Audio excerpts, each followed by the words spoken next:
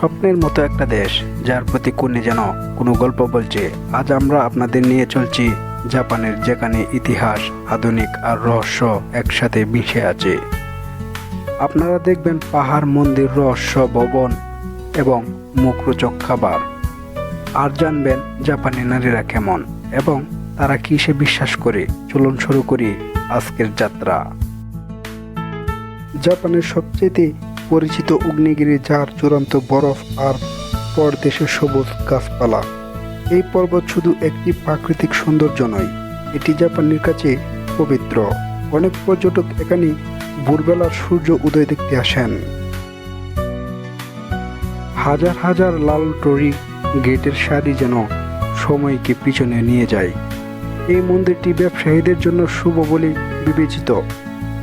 এর টানেলের পথে হাঁটতে হাঁটতে আপনি হারিয়ে যাবেন এক অন্যরকম অনুভূতিতে। চেরি ব্লসম পার্ক, বসন্তে সাকুরা ফুলে ঢাকা রাস্তা ও পার্কগুলো যেন পরিজগতের মতো। এই সময়টি জাপানিদের সবচেয়ে প্রিয়, যেখানে পরিবার বন্ধুরা মিলে উৎসব করতে আসে। আওকিগাহারা, জাপানের সবচেয়ে রহস্যময় ও ভয়ঙ্কর জায়গার মধ্যে এটি একটি। মাউন্ট ফুজির নিচে এই অরণ্যকে বলা হয় সুসাইড ফরেস্ট। শোনা যায় এখানে কম্পাস কাজ করে না। জাপানিরা মনে করে এই জঙ্গলে আত্মারা ঘুরে বেড়ায়। স্থানটি নীরব, ঘন এবং অদ্ভুত রকমের, শুনলেই মনে কাঁপুনি দিয়ে ওঠে। জাপানে ডুবে যাওয়া শহর, ডুবুরিরা সমুদ্রের নিচে এমন কিছু পাথরের কাঠামো পেয়েছে যা অনেকের মতে প্রাচীন সভ্যতার নিদর্শন। কেউ বলে এটি জাপানের আটলান্টিক্স, তবে কেউ আবার একে প্রাকৃতিক ঘটনাও বলে।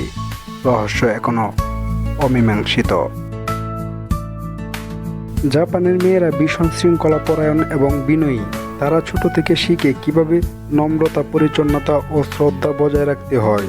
শহরে তারা অনেক স্বাধীন, নিজের ক্যারিয়ার ও স্টাইল বিষয়ে সচেতন। অনেক মেয়েরা ঐতিহ্যবাহী পোশাক পরেন, আবার অনেকেই পরেন আধুনিক পোশাক। তাদের মধ্যে রয়েছে সৌন্দর্যবোধ, রুচিশীলতা, গম্ভীরতা, যা জাপানের নারীদের আলাদা করে তোলে।